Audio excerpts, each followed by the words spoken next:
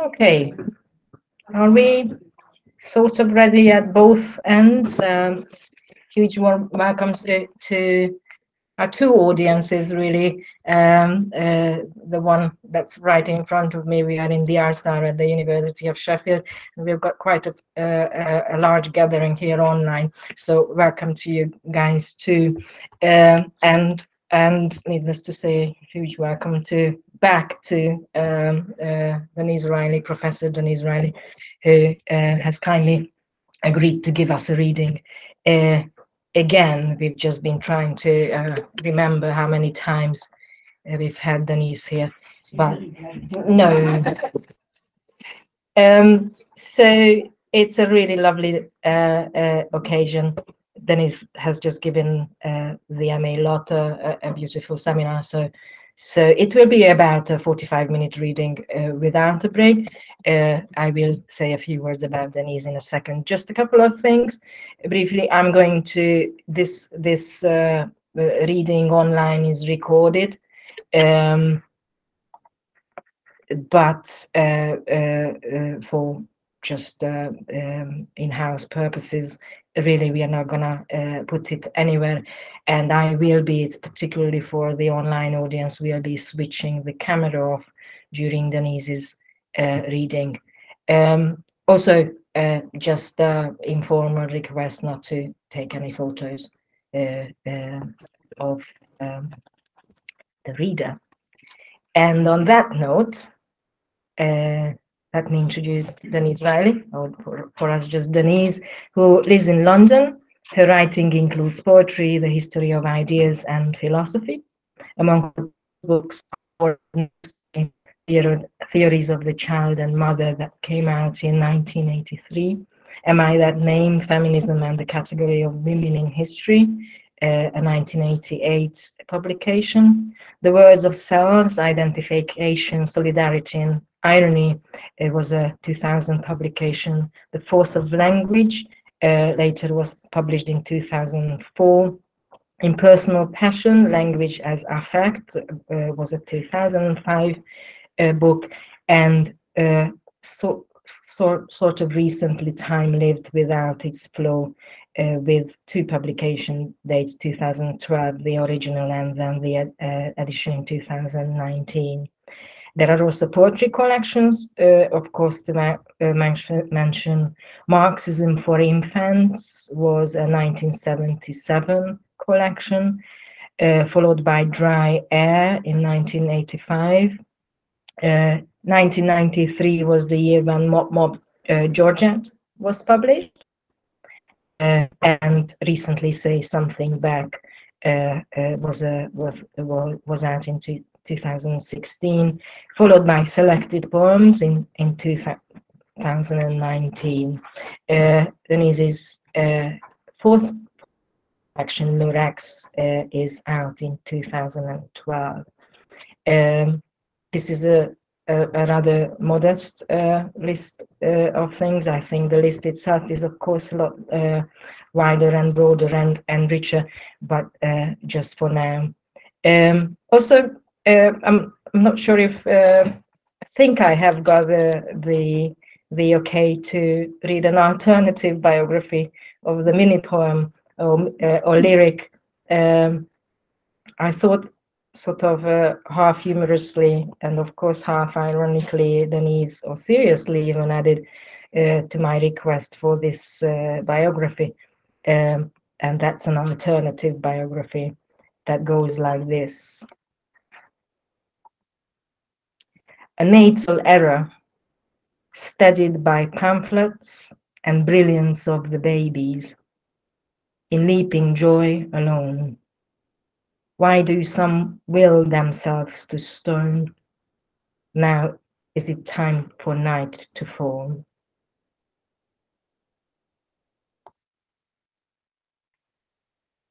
And on that note, I'm going to turn the camera off. And so yours, Denise.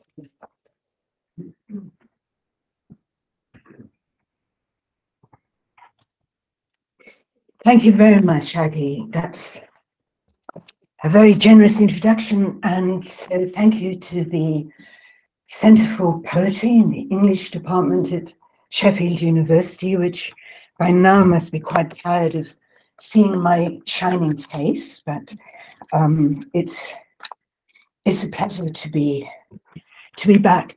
The reason that I suggested reading all the way through without giving you a break in the middle is not to torment you, but actually to release you earlier on to go and have a drink in this cold night. And that, of course, shouldn't inhibit anybody from sliding out whenever you wish to slide out. But our finishing time is 7:30, Aggie, is that correct? Okay, so that's not too bad. I'm going to start off by reading a trailer for a terrific writer you're going to hear on the 6th, and you will hear her online, and that's Alice Notley. And this is called From Alice the Fragment.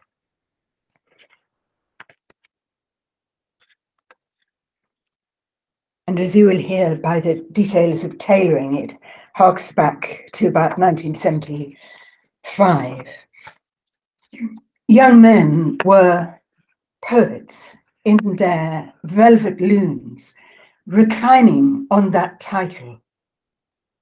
They press upon you copies of their poems or latest pamphlets, bower birds with self-reflecting gifts churned out on duplicators.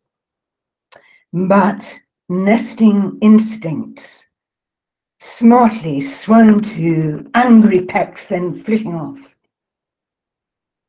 From lofty habitats, Shearwater's vanguard wings sliced over the river with its shored up banks, miscalled the mainstream, down which a very few could merrily row their boat when life was but a dream, the dream of revolution.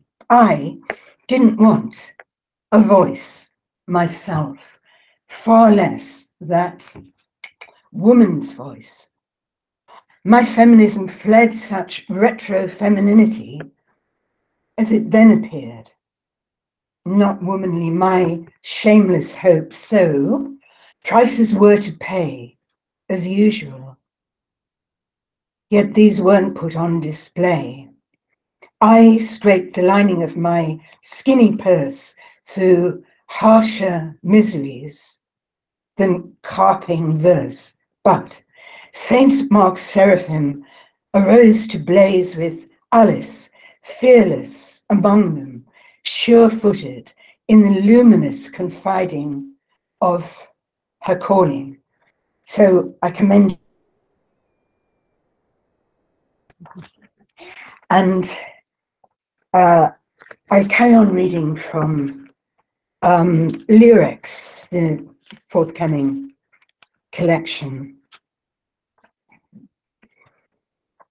And home lamenting bore it, hosed down the bloody lamb, shear its woolly skin to the bone, penitential rain. Cleanse my remembering, mop me in blue scrubs. Mother of mercy when we were thin.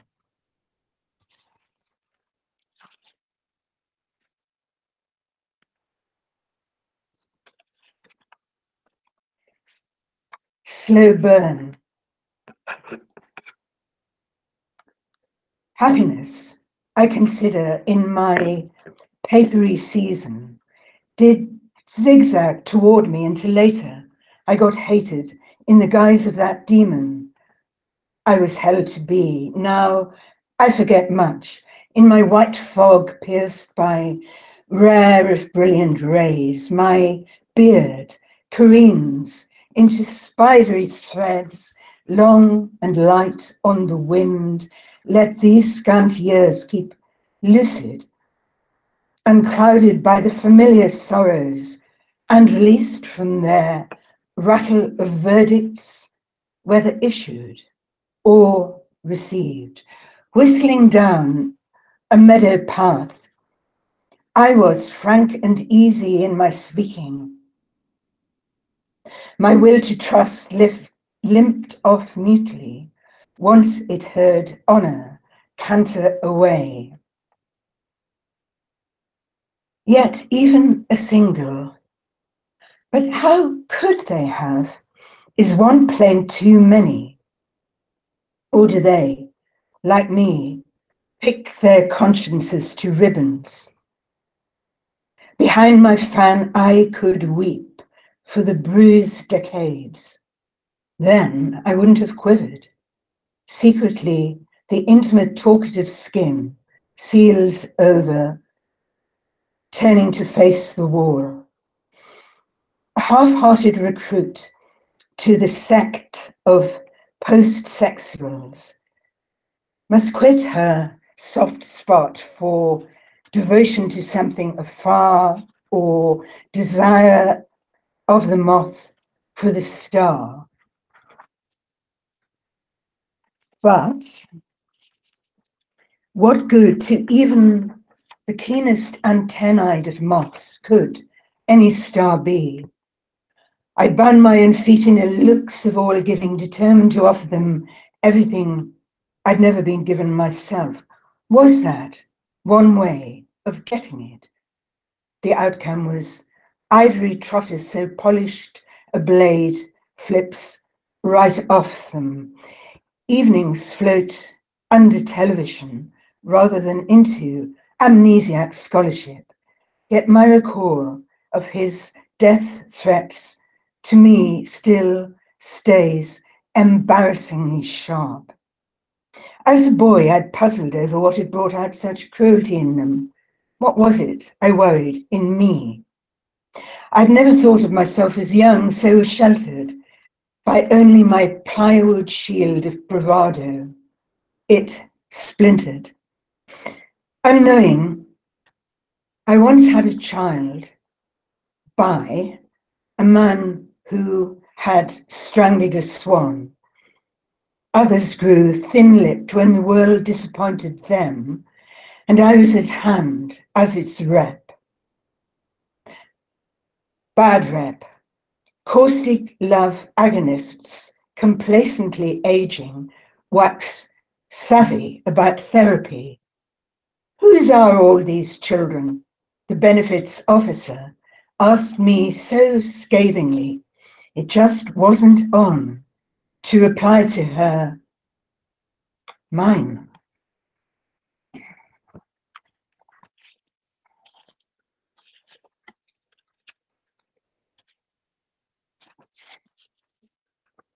I get through.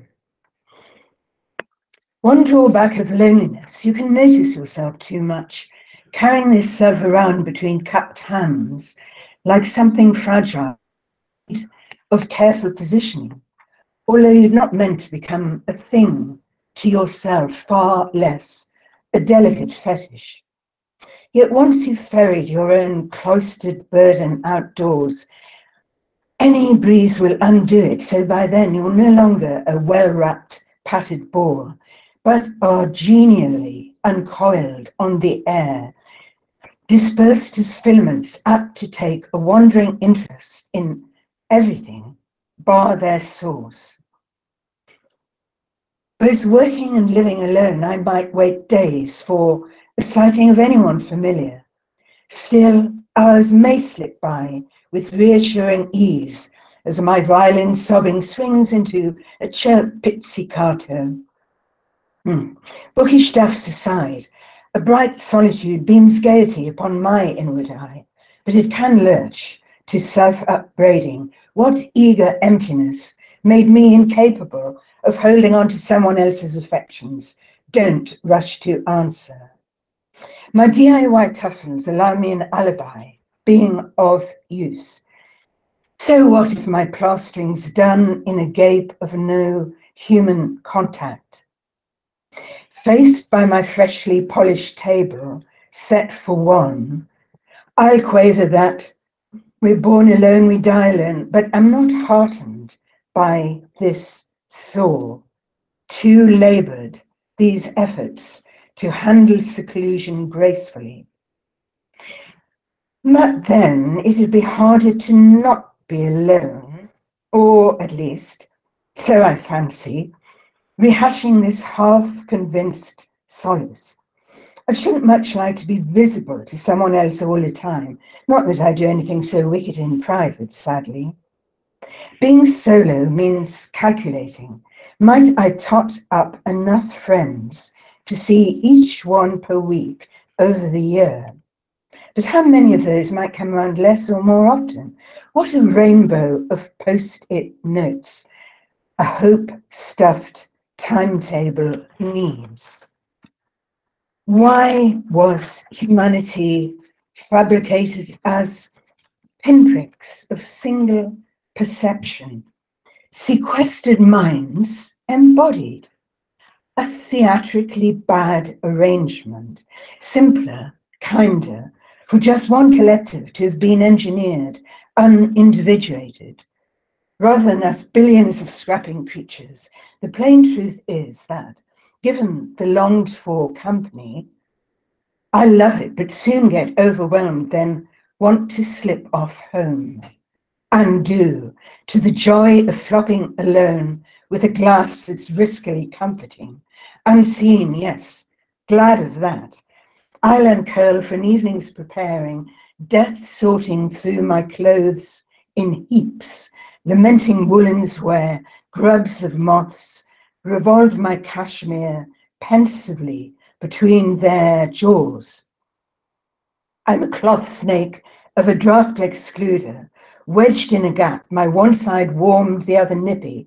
Is it late enough now for this twilight's vermouth glow? Cheered as I cheaply am by my small plant's lumpy name, an ageratum, button-shaped, washy mauve set on the worktop, where rough-ribbed sunflowers lower over it. No, nothing does turn gratefully to catch the sun, yet turn it will. I'll lay me down, today has just been got through.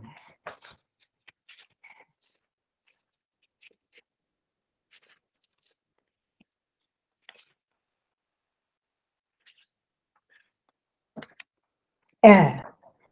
Evening's rose peach sky aches in the throat. Then quizzical dusk, the fade out to primrose. Why should it sting?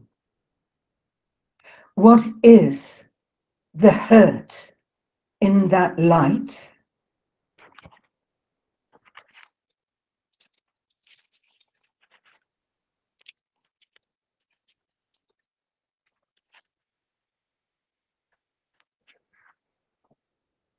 Now I come to the question that many of us dread. What are you working on? Or it's even worse variant. What are you working on now? So this is what are you working on? Someone will ask me, what are you working on? On nothing, I'll say. To be worked on, that'd be luck. Such being worked on could throw out a rare spark from the language engine's indifferent grinding. Its own reverbs tune some dispassionate jabber, tweezing white noise from a skull's rick-rack sutures.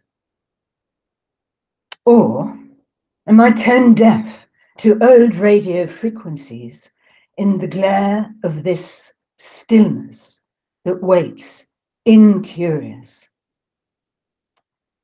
But no laments needed should a human receiver fail to bear that light clatter where no ear is.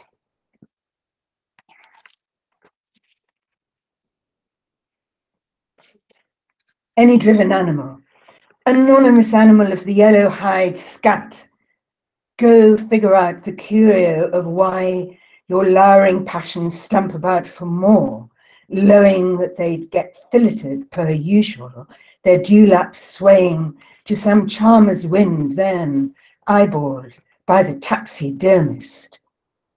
Lighter to wear a dress of feathers and eat berries, slice dapper arcs of wingtip, self-sufficing, spiral above the leaves, rattle the heather.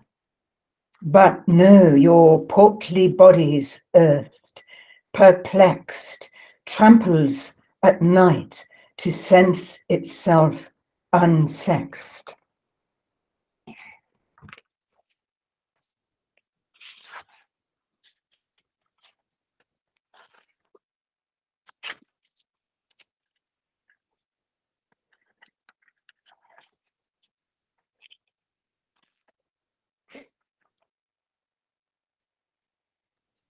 How some things came, and this must date back to, in memory, to about 69, I think. How some things came, quant catalogues came sketched on tracing paper, tights came as a revelation, sobranis came in canary yellow, sky blue, or rosy papers, roll-ups always came undone, jam jar papers came as pearly discs like oyster shell linings, Abortion Law Reform Association newsletters came in plain wrappers, mascara came as cakes in little pans, then came to grief. Art postcards from friends came inked in flocks. Court orders came served or thrown at you for sole custody of the children by courier. Free school meals application forms came on blurry lines of paper. People usually came in twos. It came to be intolerable, came apart easily, but so harshly.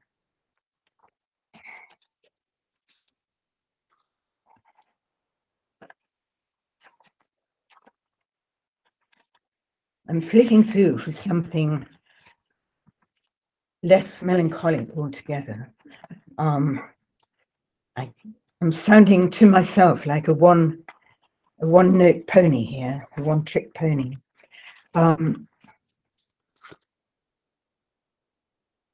Never mind.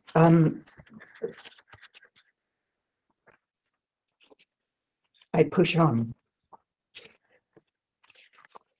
Were I September, late bees grubbing through the trefoils, squeaky clean yellows among dock plants blotched with or beetroot rust, whose seed masts toss their ferrous signals to the breeze, as delicate rattles in insect ears may be.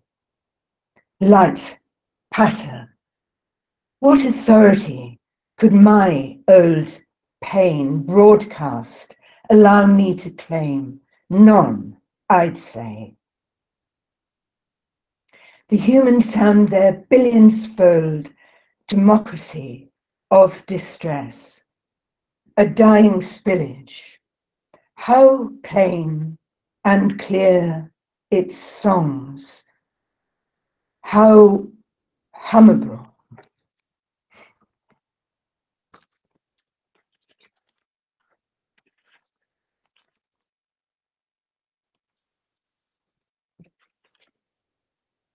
I read Beggars of Life, which runs on for a while, and it's stuffed with mentions of movies and mentions of directors, which will only be perhaps of interest to fellow obsessives. So my apologies, and when it comes out in print, it will render itself even more tedious by footnotes. So, Beggars of Life. The movie is over, yet the screening reels on through your eyes.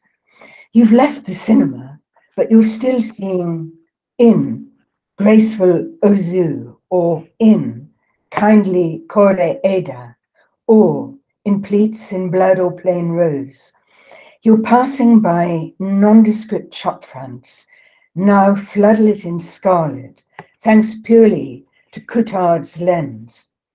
Or another occasion's pearly sorrow has slipped down these pavements where men lope in torrents of rain that could flatten that one bar they want. It must be a plywood prop. In the dark, you've been watching a storm that will not die down in the light. So, how come a film's world outlook keeps radiating from your own eyeballs? Not its set, least of all its ideas, but its whole feel, its tinge or angles. Louise flicked her bob until it refashioned your mop to shine by the ends of Beggars of Life, as in Burnett's Killer of Sheep, and of, in the title, holds promise. You two are of your last viewed movie, generously unspooling outside itself, while subtitles flash up unasked, like Farhadi's captions on Judgment. Each side wants to understand the other, but their situation compels them to fight. You wish. Heels pivot or are clicked in the elongated spans between people. Your feet were slipped into others' seamed nylons, then eased into kid shoes. It was me too in La Notte, and that dawn grew milky sour. Maybe Martel's lucid camera has cornered you, shut tight in her car, its rolled up windows bouncing the sunlight so inward you'd scarcely see out, bar a blurry column of what might be human figures. Grief is too bland a word, and I've always found it irritating. All the more so since he died, but I couldn't really say why. Although, movie-loving spectator, I can read your diagnosis of why, embossed in bold on your face. Return to us, you subtler Jean Moreau, ripe doubter, sulk hotly on the 19 bus, nudging its way through a right smog of implication. Step forth, doe-eyed Monica. Let your wide, freckled cheekbones gleam again out of your shadows. But that beauty's long sunk in her aching monochrome. Brilliantined heads are still hauling the length of canals of string vests. While no probation officer will lecture you again, quote, a working class man would have battered you. You should be thankful. He's only trying to remove the children, unquote. We'll have no more in love though the moon be, etc. The incensed air looms rich with pondering saxes. To be confessional must mean there's something to confess.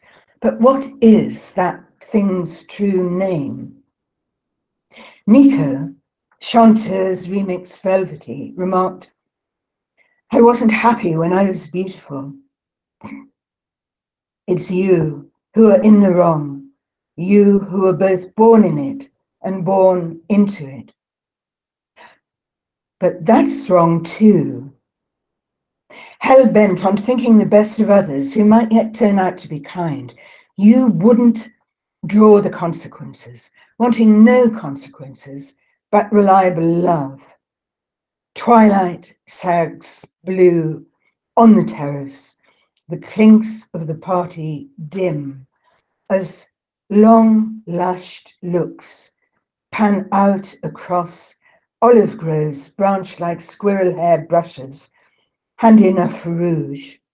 Neither the male nor the female gaze, but the gaze of the movie itself, suffusing your vision until it wears off, after learning its clips of 10 divine enough minutes. Then back my duller daily outlook comes. I fight against letting it blanket me in its colorized re-releases of the out of the blue cruelty of someone I trusted. I've sat through that movie before too often, have lain on its cutting room floor. Still, here's Renee or filmic joy. It is good to be old, though it's perilous.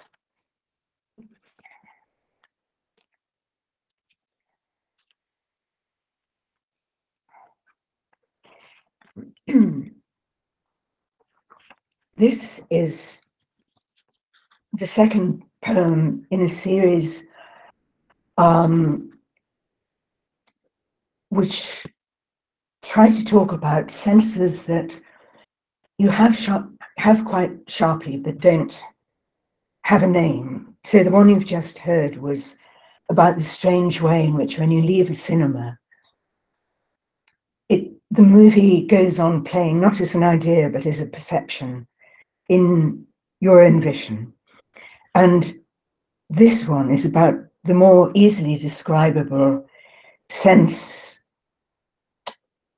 that can't quite be explained by experimental psychology, of the fact that you can sense yourself being looked at from a different direction by somebody you don't know at all. And it's called, and as I sit, I feel the gaze. Eyes brush across your face. You sense their touch settle, as if a fly had lit upon your cheekbone for its promenade. While some eyes, you feel more as a bold tap at your skin. What's up in there? Soon bored, they flick off smartish. Must have it wrong. The eyeballs surely do extrude their rays like feelers, whisking round their object, as any glance at face, even aback, intuits. Hopeless to caution the scanning eye, keep off me. An unfocused look just is promiscuous, however it swivels, zooms dazedly, or plain falls where it may as casually as snow and as blanketing. Still, sheared of the coating of a gazer's squint, you're left naked on the heath with a myriad of the blessedly unseen, whose skins aren't glazed by a latex of stairs. That other May, the hawthorn, whose urine-scented creaminess lolls heaped as if a big flour sifter had been tipped up all over its hedge, draws an eye to it long before a nose. Although it can't sense itself touched by human looks, presumably, but the cat can, as we do, if by now I don't, and happily so.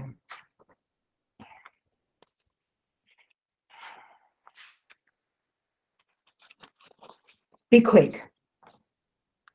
I've no companion bar a shadow pointing backwards. Dear life, don't ghost me yet. Find me a home through stumbling rain.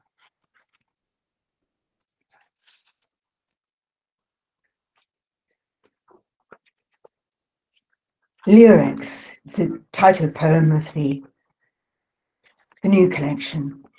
Hush, Jeremiads, flat as milk when not bubbling under the blood, and I myself in cramoisy. The fathers look to their veins, the blood has it.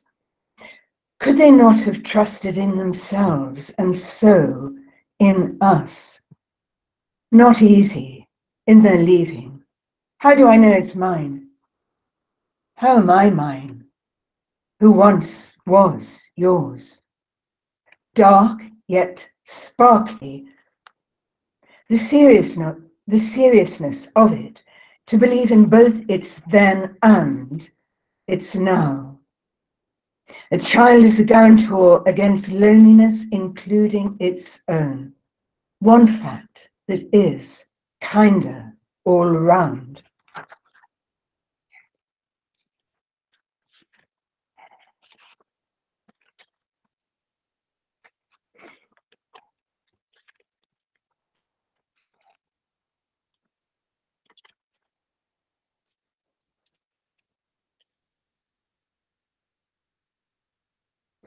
Color words, person words. Writing one word, red, on an empty page will make it start to bleed and ooze with scarlet if left unattended. Inserting a single word, grey, in a blank document fogs up your entire screen. An isolated word, blue, persuades a bare file to look tranquil and composed. To write the word she does less than you might think, or it does more. To write the word she does more than you might want, or does less. What about he? Well, what about he? Typing a solitary word indifferent doesn't do much one way or another. You can never get it right, can you? Not as long as you think in two, you are in twos, poor, colourless, sexless.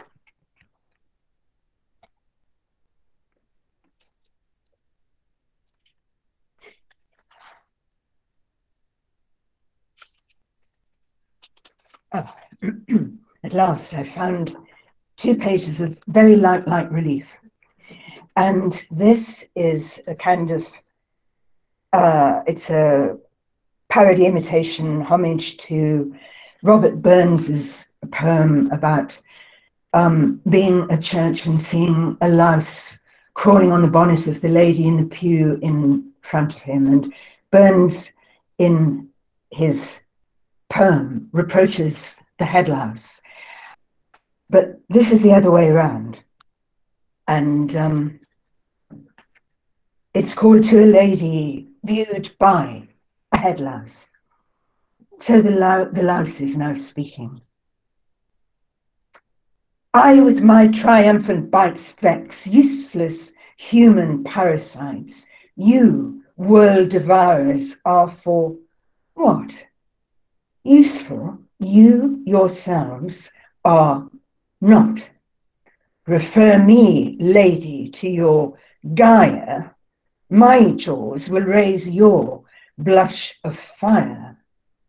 When humans pause to think of me, it makes their skin crawl eerily. Delusional parasitosis, infestation of purely phantom, knits gestation. It's my sole work to multiply. The task of ladies to ask, why should such a pointless breed exist? Only the entomologist admits my good-for-nothing species to own the interest of its species, for those can raise allergic wheels, then mortified parental squeals or groans of mums or dads who find their darling's hair home to my kind, each louse egg's tight cemented pearl superglued to their shampooed girl. I'll plant rosettes of telltale red, high on her neck, low on her head. until your steel rake catches me, or unguents lose their fatal seed. Fleas acquire some charming tropes for amorous, fluid, mingling hopes. Lice? Condemned to Owen's trench by reportage of mud blood stench.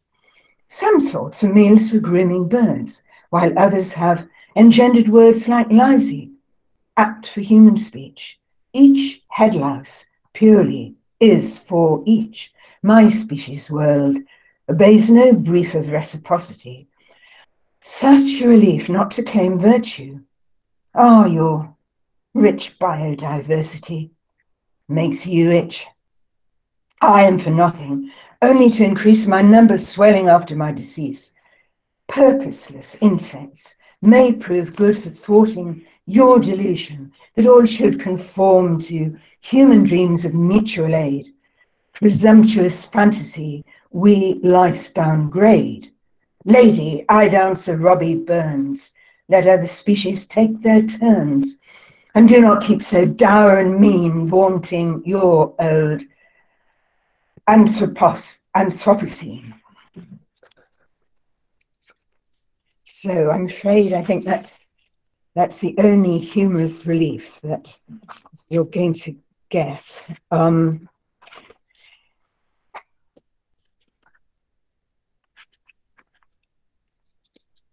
Lone Star clattering.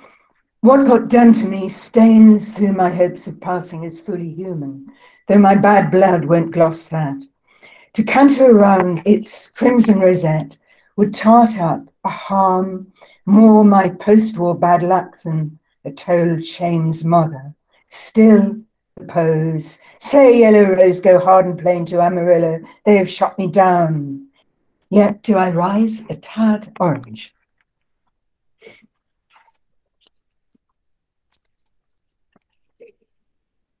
How does anyone get over these things? A light thought of dog roses with pale honeysuckle slopping over the lane, furred clematis buds arched from street wood, arrowy leaves serried to point the walker's way, coiled round in bindweed wreaths, to crown her, that glowing Rhine's distant beloved, as she, composed of mindly mutinous sinks beneath its waters. At least no man in his car will ever instruct her again. You can say goodbye to the children. I've planned this accident so you will die, not me, not them, just you. I'm driving straight across this oncoming lane. Can I subdue a lurid, sadly factual past that keeps searing me through with my blame? Might I be less bumbling in my backflips from she to I, done in a belief that I is often transpersonal? Could I turn nonchalant, cool as a peremptory gaze from some noble cause model online? But wistfulness is a sweetener to bloom in shade, is pure belladonna. So was it Kierkegaard 1799 when she was a damp beloved? Dusk packed it in long since, the old shame's rouge, a thinly buffered skin below which there is yowling. And I'm going to finish with a sequence called 1948.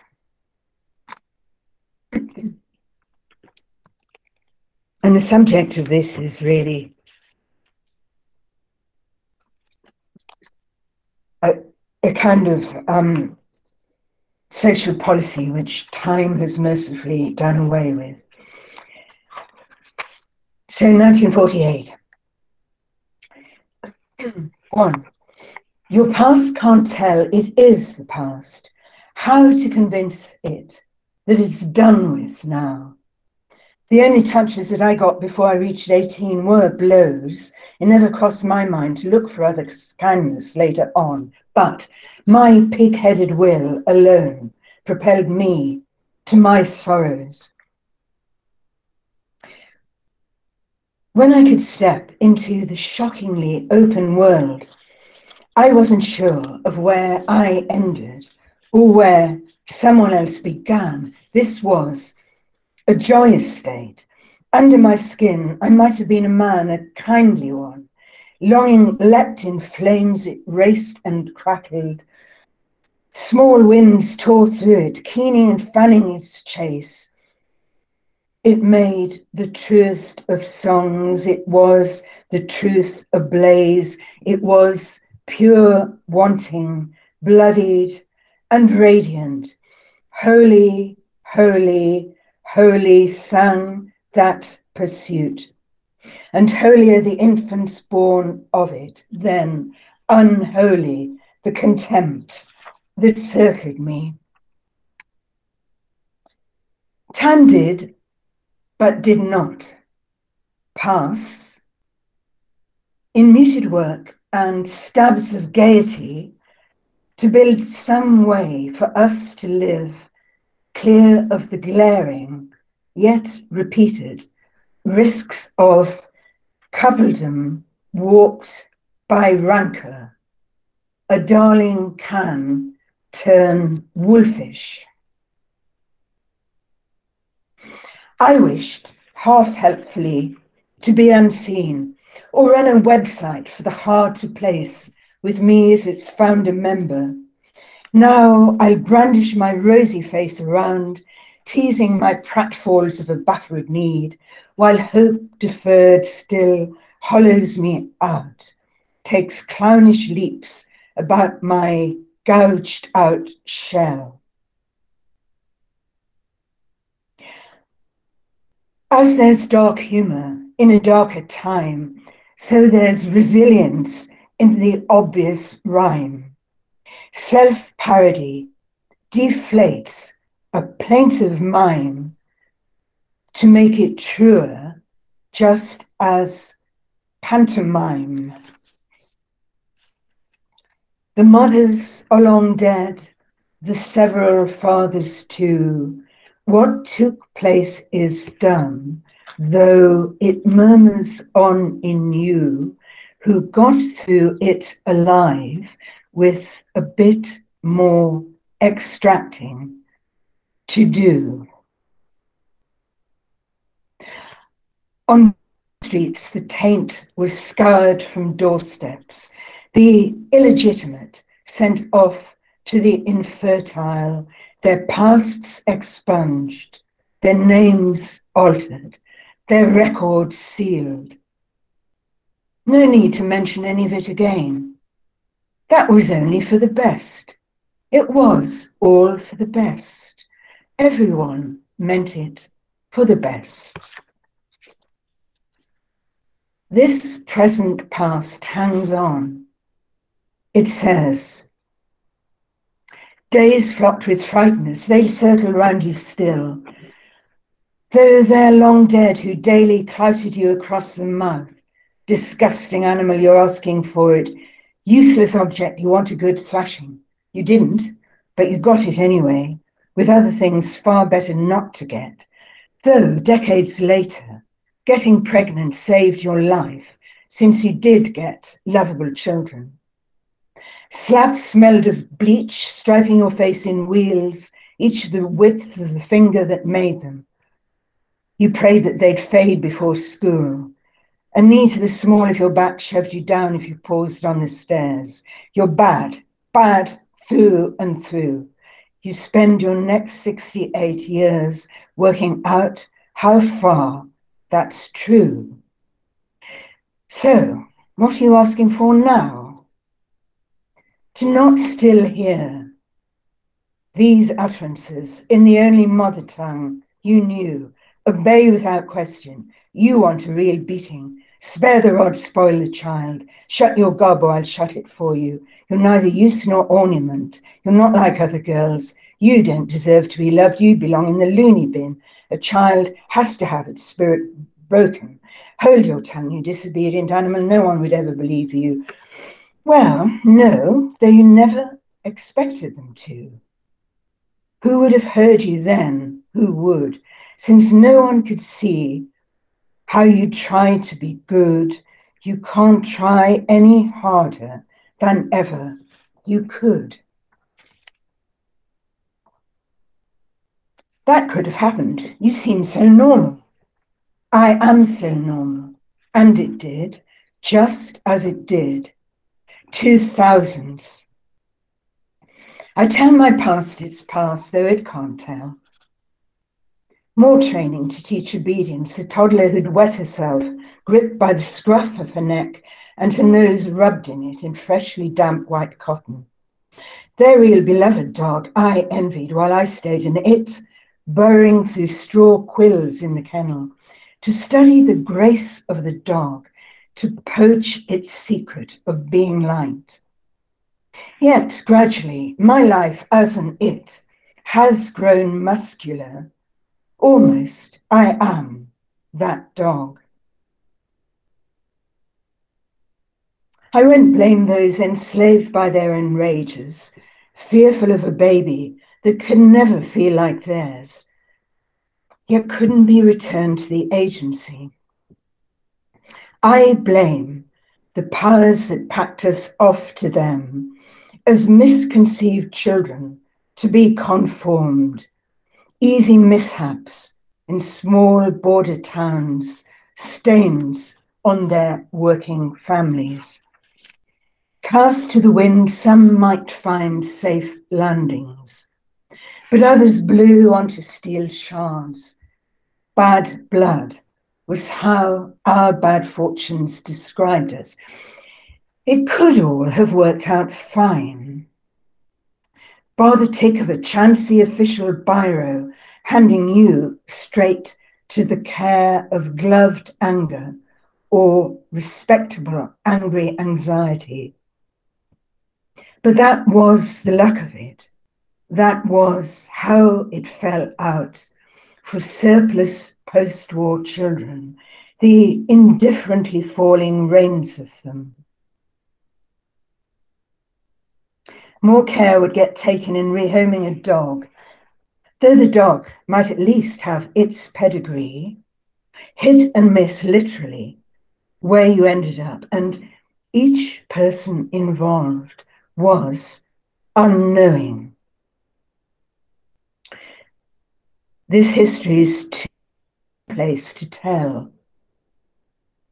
It is a story which so many own. How do I get it right alone? The point of telling is to crack its spell. The point of telling is to crack its spell.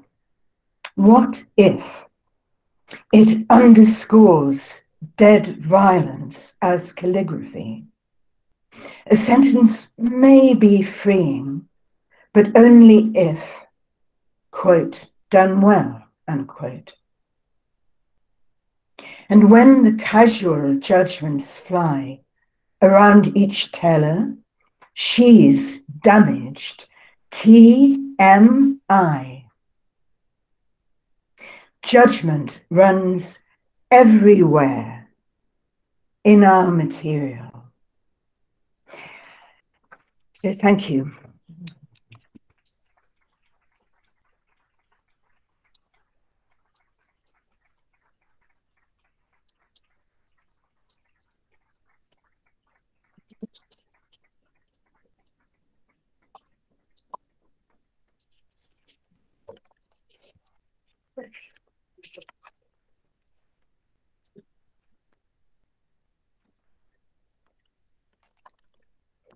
Strong drinks all around.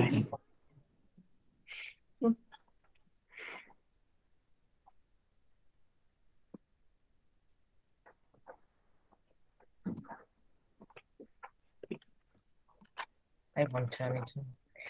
Just a very quick note to say thank you to both audiences, and a huge thank you to you, Denise. And I hope to see you next year when the book is out for another, hopefully we can launch it. Just a quick note to both platforms of audiences. The next reading and the final reading for this year will be, as Denise reminded us, the 6th actually of of December, and it's going to be all online. So Alice Notley is going to be reading from Paris. But anyway, whilst we still have Denise here, could we just say another huge thank you? Cheers.